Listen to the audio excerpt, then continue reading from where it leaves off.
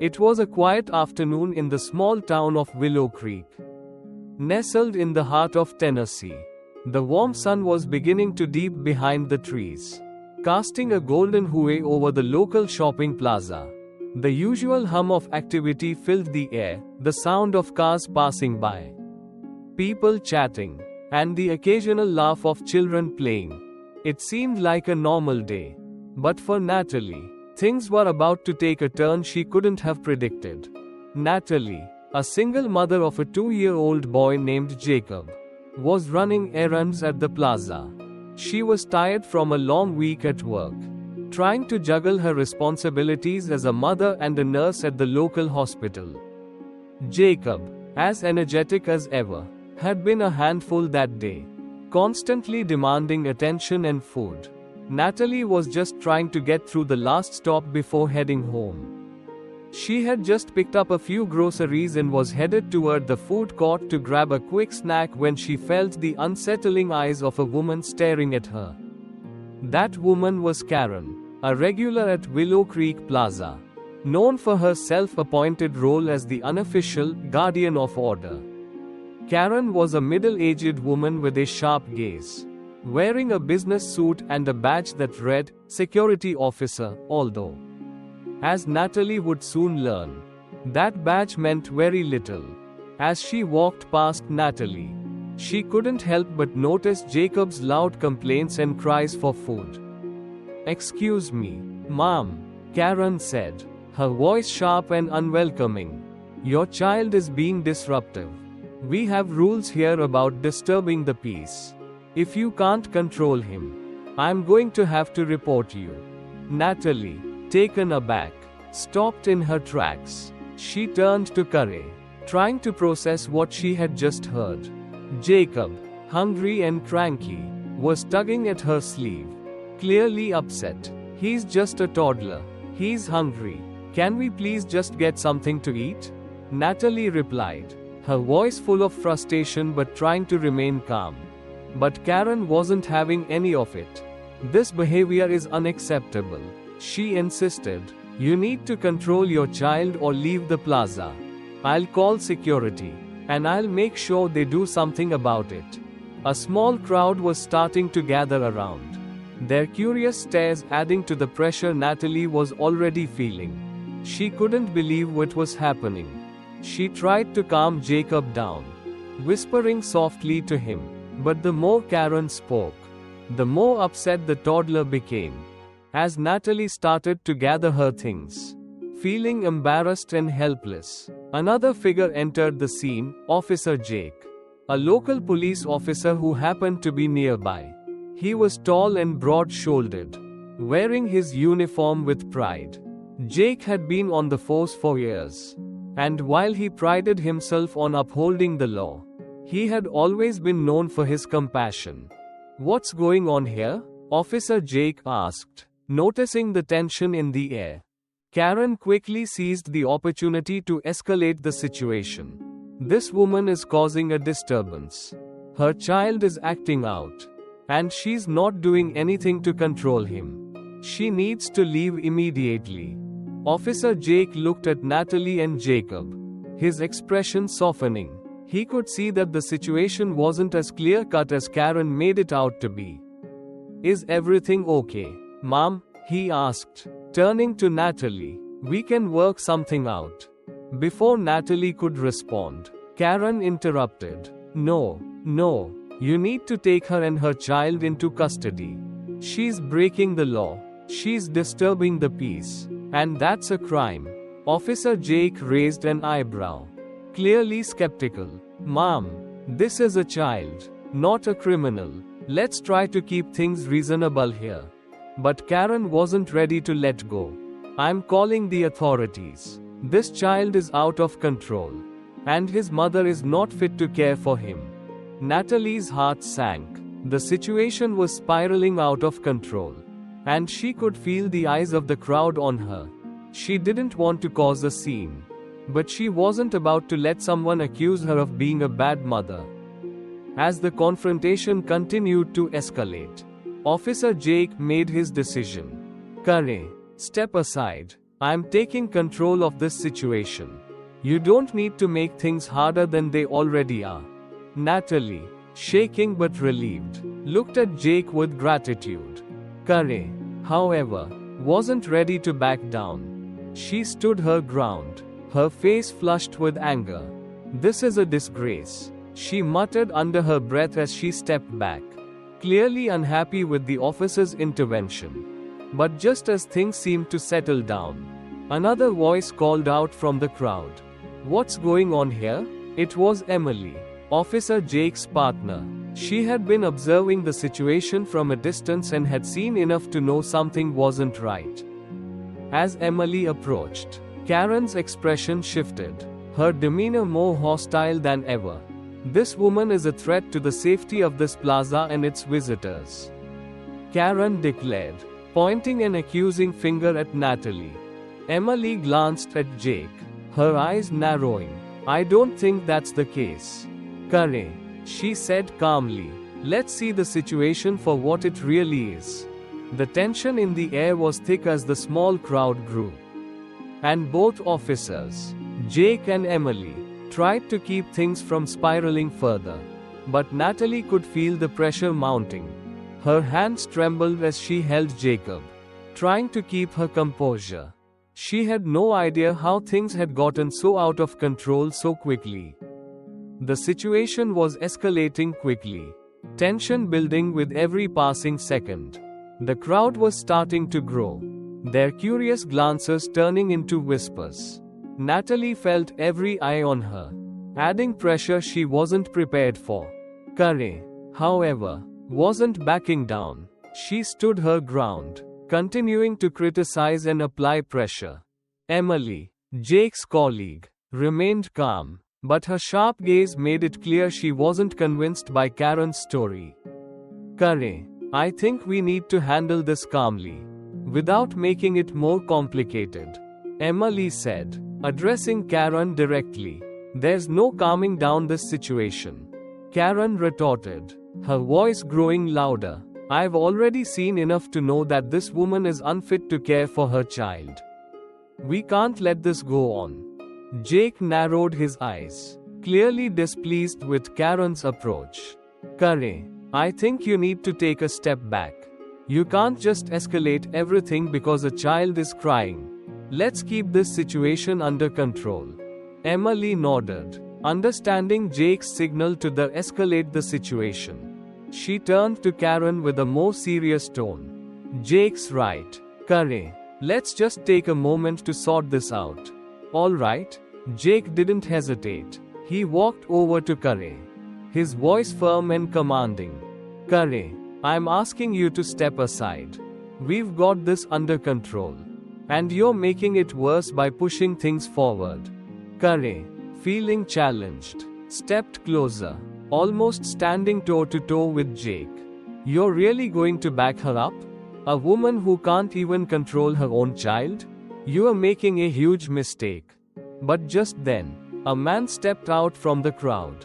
He was tall, older, wearing a simple button-up shirt and jeans. His face was calm but stern. Enough, he said, his voice carrying clearly across the plaza, silencing the growing tension. This was John, a longtime resident of Willow Creek and an old friend of Jake's. He was a respected figure in the community, known for his fairness and integrity. Kare, I think it's time for you to leave, John said, his tone firm but not aggressive. Karen was taken aback. John, are you really going to side with them? She asked, her voice shaky. John stepped closer to Kare, not with hostility but with a sense of calm authority. I'm not siding with anyone, Kare, but I'm siding with what's right. This is a toddler, not a criminal, and this woman doesn't deserve to be treated like that. Karen seemed stunned, her confidence faltering under John's steady gaze. But she didn't back down immediately. So you are just going to let them get away with this? She demanded. John shook his head slowly. No one's getting away with anything, Kare, but you've got to stop making this situation worse. I've been around long enough to know when someone's just trying to do their best. Jake glanced at Emily, who gave him a brief nod.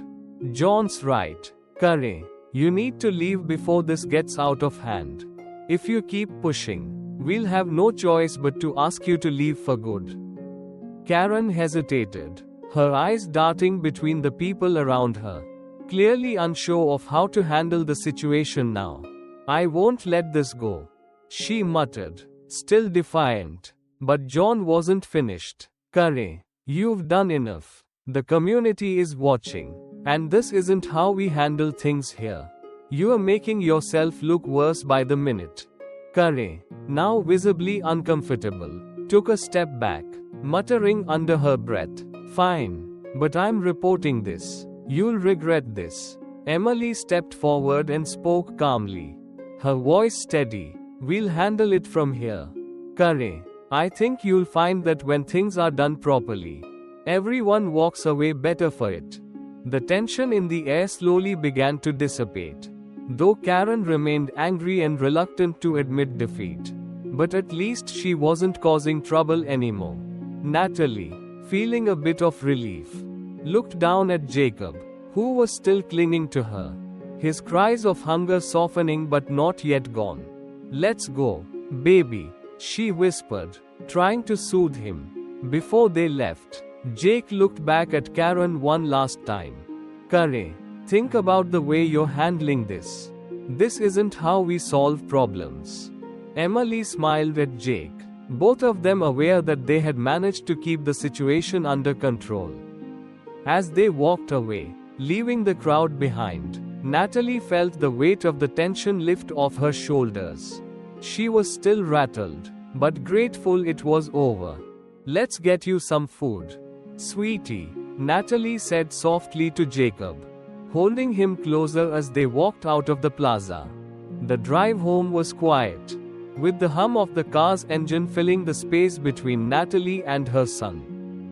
"Jacob," she kept glancing in the rearview mirror, her mind replaying the events that had unfolded earlier. The confrontation with Karen had left her shaken, and although things had calmed down, the weight of it still lingered. As she turned the corner toward her neighborhood, she let out a sigh of relief, grateful that they were finally heading home. When they arrived at her small but cozy house, Natalie quickly unbuckled Jacob from his car seat and carried him inside. She needed to get him fed and settled before she could fully process everything that had happened. As she set him down in his high chair and began preparing a meal for him, she reflected on the encounter. It wasn't just Karen's aggressive attitude that bothered her, it was the way she had tried to impose her own sense of authority without understanding the situation. Natalie couldn't shake the feeling that something more was going on. Karen had seemed so intent on making an example out of her, as if she had something to prove. But why? What was driving her to act that way? Natalie wasn't one to easily back down, but she knew when to pick her battles. And today, she had to let things go for the sake of her child. But there was still a gnawing curiosity inside her. She needed to know why Karen had acted so irrationally. As she finished feeding Jacob and settled him down for his afternoon nap, Natalie grabbed her phone and started looking up information on Curry. She knew that Karen had been a regular at Willow Creek Plaza for years, but she never thought much about her. Now, she found herself digging deeper. Her search led her to a local news story about Karen's past. It turned out that Karen had been involved in several incidents in the past where she had overstepped her bounds, trying to control situations that were none of her business. Natalie read through the articles, her mind slowly piecing together the puzzle. It seemed that Karen had a history of feeling like she was above others, using her self-appointed role as the enforcer of rules to exert power over people. But what really struck Natalie was a particular detail. Karen's husband had passed away a few years ago, and it seemed like she had never fully recovered from the loss.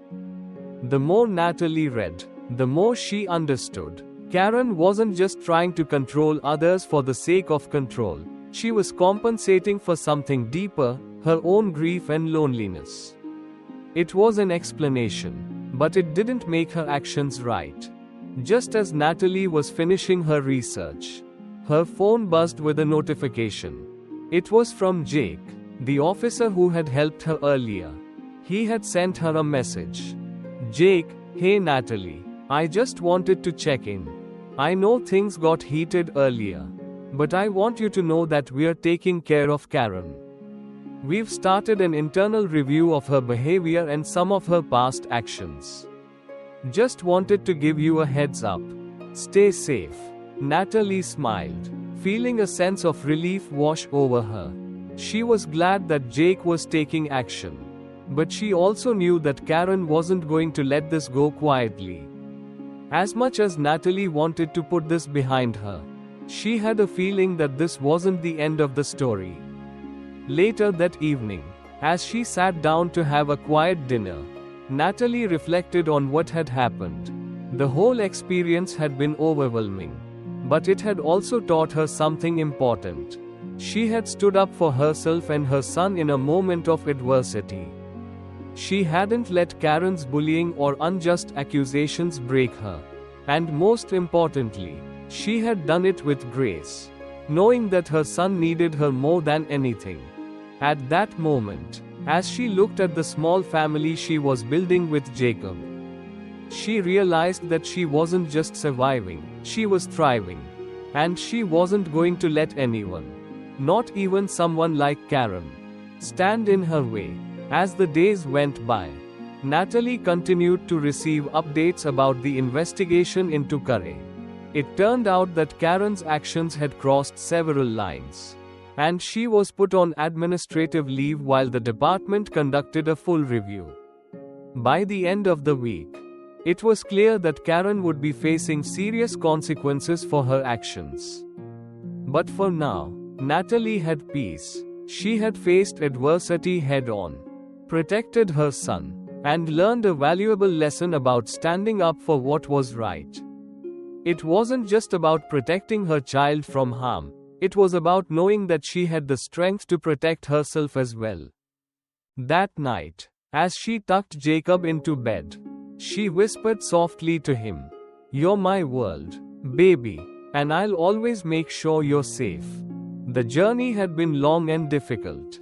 But Natalie knew one thing for sure, no matter what came their way, she and Jacob were going to be alright.